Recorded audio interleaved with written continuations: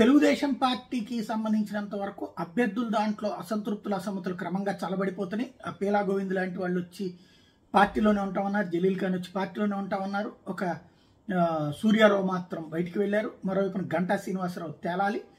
ఇదంతా ఒక పక్కనైతే మరొక వైపున అంటే అసంతృప్తిని చల్లారుస్తుంటే కొత్తగా వచ్చినటువంటిది మాత్రం ఆల్రెడీ సీట్ తీసుకున్నటువంటి మహాసేన రాజేష్ మీద మాత్రం తీవ్ర అగ్రవేశాలు వ్యక్తమవుతున్నాయి. ఒక పక్కన గుడికి వెళ్తున్నటువంటి రాజేష్కి వ్యతిరేకంగా ఉద్యమం, తను ఇంతకుముందు జనసేన మీద లేదా పవన్ కళ్యాణ్ మీద చేసిన వ్యాఖ్యల కారణంగా జన సైనికులు ఎవ్వరూ అతను అంగీకరించలేదు. సరే, వాళ్ళని సర్దు చెప్తారు, ఎందుకంటే పవన్ కళ్యాణ్ ఆల్రెడీ అలాంటిది కంట్రోల్ చేయగలుగుతారు కాబట్టి. కానీ అసలు సమస్య ఇతర సంఘాలు అంటే ఇటు పక్కన భారతీయ జనతా పార్టీ కూడా పొత్తు అనుకునేటువంటి సందర్భంలో వాళ్ళకి ఆగ్రహం ఉంది.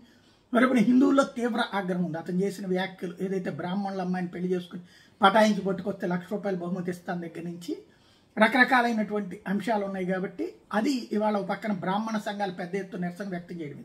బట్ అంత మాత్రాన వాళ్ళ నిరసనకు భయపడిపోయి మార్చే ప్రసక్తి లేదని చెప్పేసి చంద్రబాబు కానీ లోకేష్ కానీ చెప్తున్నారు. ఎందుకంటే మారిస్తే ఇప్పుడు మైనార్టీల్లో ఎస్పెషల్లీ క్రిస్టియన్ ఓట్ బ్యాంక్ గండిపడుతుంది అన్నటువంటి భయం.